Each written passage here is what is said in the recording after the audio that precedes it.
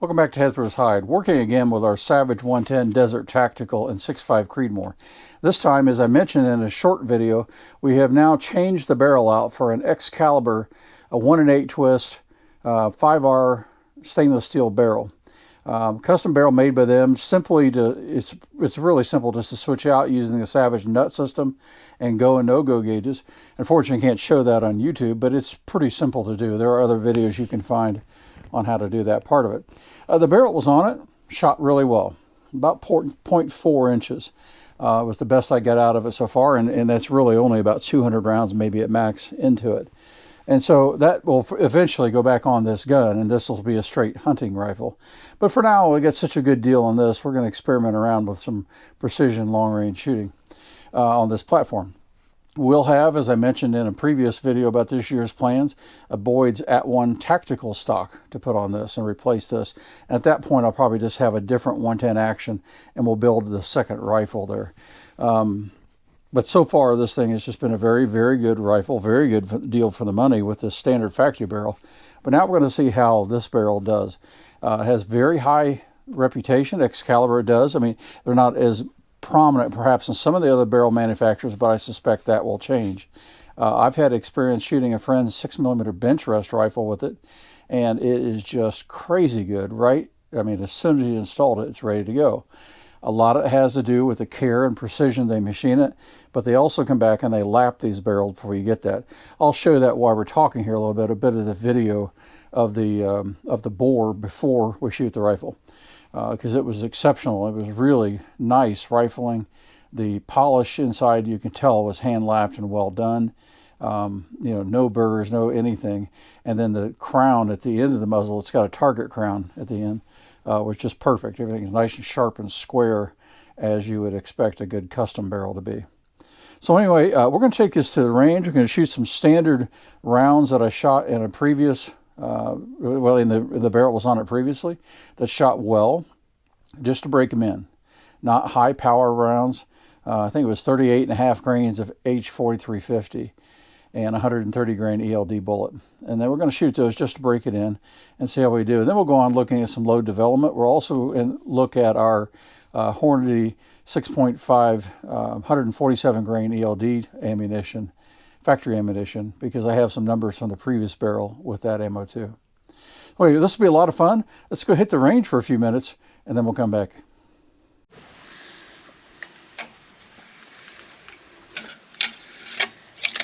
Playing after round 4.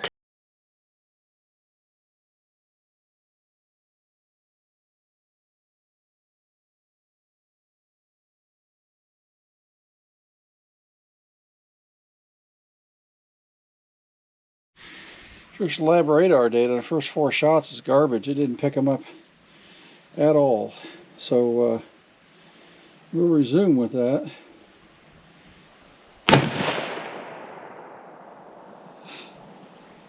My velocity is just wrong.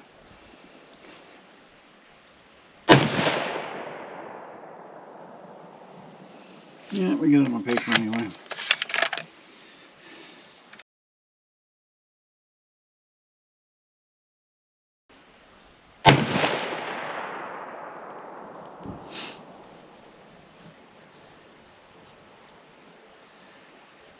Two in the same stinking hole at 100 yards. Let's see if we can keep this trend up. That's shot 15.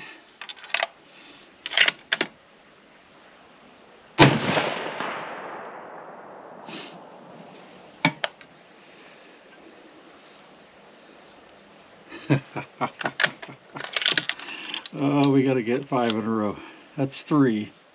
Same hole at 100. I mean, this is tight shooting. Thing is, I'm shooting at the bottom bullseye, hitting the top one. And I can't change the stupid zero stuff.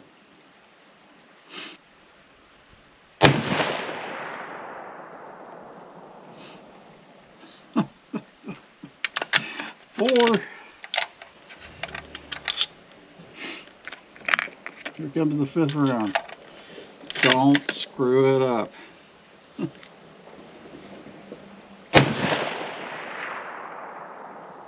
Oh, I did. Crap. Oh, son of a gun. You know you can do it. Oh, sure. Shot the last one up, and I knew it when I pressed it. I squeezed that trigger. Crap. All right, back in now from the range, and had an interesting time at the range. The gun just started, you know, what I did was I was going to fire one shot clean, one shot clean. Well, I made a mistake. The first 2 rounds I fired, and then I started that cleaning. So shots 1 and 2, then I cleaned. Shots 3, I cleaned. Shots 4, I cleaned. 5, I cleaned. And then I shot 5 in a row and cleaned. Shot 10 in a row and cleaned. But as I was shooting the shots 16 through 20, or those rounds, I got crazy good numbers. And then I shot the next 5 rounds on the target and just started seeing some really good accuracy at 100 yards with this rifle. Now, the shots, the next 5 after that, so I only got to rounds 30, I saw the group open up, and it was very unusual. It wasn't me. There was something really wrong going on. And I'll show you those, and I'll tell you why that happened here in a minute. But nonetheless, really good results out of the first few rounds out of this gun. One thing to sort of look at and think about this is when you're shooting a new barrel, often you have to shoot quite a few rounds to get it to where it starts to group. Well, I think a lot of that is the degree of the accuracy in the barrel, but also the hand polishing work that Excalibur did here. Very good, and so it fired very quickly and cleaned very quickly too. So anyway, it started to say that the groups opened up a little bit, but I was also having the last group, I should say, opened up a little bit. But the one thing that was annoying me the whole time was my lab radar wouldn't pick up any of the rounds. I mean, I got a couple readings of like 970 feet per second, which is obviously wrong. So I was really more concerned. I really wanted to do the lab radar was track the first 100 rounds and watch it speed up, right? Rifles tend to speed up as they break in. And sort of get some data to that, but unfortunately you're not going to be able to get it. We may get it from shots 30 on if I figure out what's going on, but it's, you know, I've got tens of thousands of rounds using this lab radar, literally, and it just wouldn't pick this barrel up.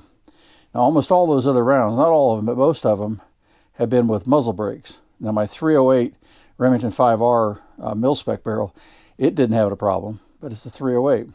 This 6.5 it's a 26-inch barrel, I couldn't get to pick it up reliably. So I'm going to have to use a recoil trigger, and I have one I can put on there for now until I figure out what's going on with the lab radar in that. So that won't be a big deal. I'll just mount it here and it'll pick this up, no big deal. But it was kind of annoying not to get any velocity data. All right, well, talking about the target, let's take a look at some of these here. And this is the target where I started keeping some data. The first few shots, I'll just show you this. The first few shots are really difficult to get on paper.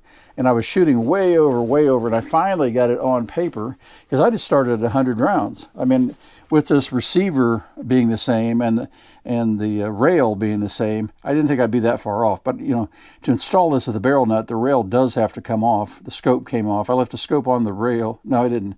I took the scope off the rail and then took the rail off the gun. So I had to reseat all that, but I didn't expect the elevation to be off too much. But it really was. In fact, when I was there at the range, you'll see these targets here. I had to shoot here to hit here. And that's why finally I was starting the target here and I was off to the left side of the target. When I figured that out, then I started walking them in.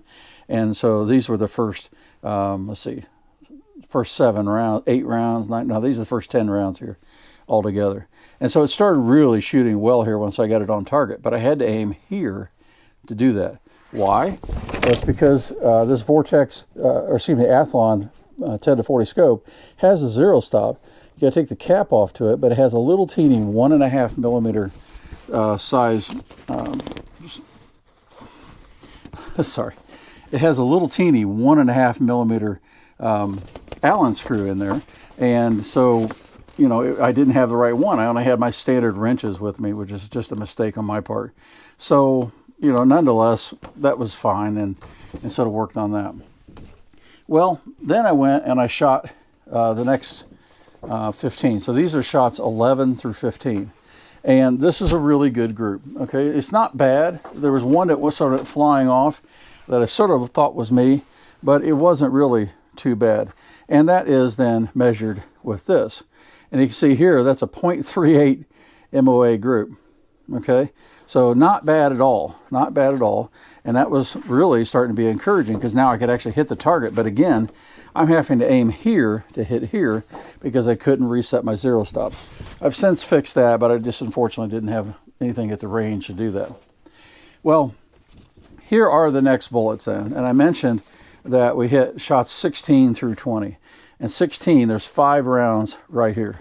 And that is, I mean, out of a brand new barrel. It beat the old barrel, the factory barrel. I shouldn't say old, it wasn't old. And that is a .341 MOA target at 100 yards. And so that's really encouraging, right? Because this is just breaking in, and you know, it's just hard to say. But after shooting the .381 on the previous 5 rounds, and then the .341 here, I thought, hey, this is going great. And then I started to see this. So I go from here to here. Again, I had to aim here, and the group opened up. And I thought, crap, what's going on there? Because it just all of a sudden sort of changed. And then I shot this group, and this is shots 26 through 30 of the last rounds I shot for the day. And I had to aim here, of course, to hit that because that zero stop. And so it's like, well, there were 3 right here, and that's looking more like it, but then here and here, and it wasn't me. And so I had to figure out what was going on, and about that time I was done anyway without the lab radar working. So again, our groups were pretty awesome, pretty stellar for beginning with. The previous 5 here were .381, and this is .341.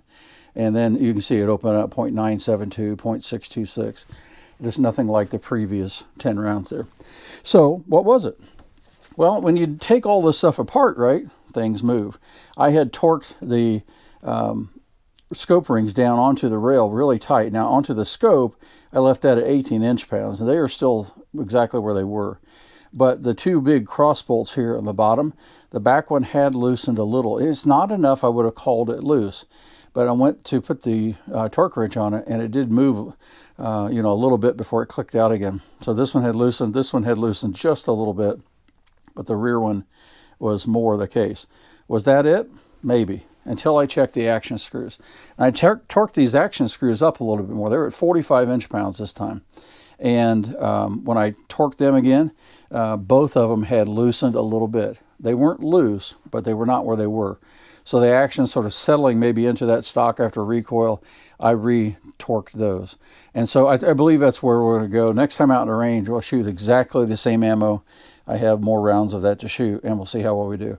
Probably a good example, though, of just maybe I should be taking my torque wrench to the range, but I'm just not in the habit of doing that. So anyway, we'll do that in the next round out there and just take it with us. So anyway, pretty encouraging, .383 there, and then .341 on the next 5 here. Pretty encouraging results for a brand new barrel. We'll have some more fun with this and see how tight we can get it. Right now it's looking very well. This is just one simple powder charge and bullet, not optimized by any means yet. So anyway, I hope you liked this. It's a great upgrade so far for this relatively inexpensive rifle. This rifle was maybe $600, I think $650 is what I paid for this rifle. And if you really want to do some precision shooting, it has very high potential already without even changing the stock out or the trigger out. Still the AccuTrigger in there too. So encouraging results. We'll keep playing with this thing. We got a great deal on sale at Christmas time on the barrel. In fact, they just had a President's Day sale that was just as good. 20% off, and I think it was free shipping too. Don't quote me there, but it was 20% off. It just makes these very, very attractive, and I'm very pleased with them so far. So anyway, I hope you liked this. If you do, give me a like and subscribe.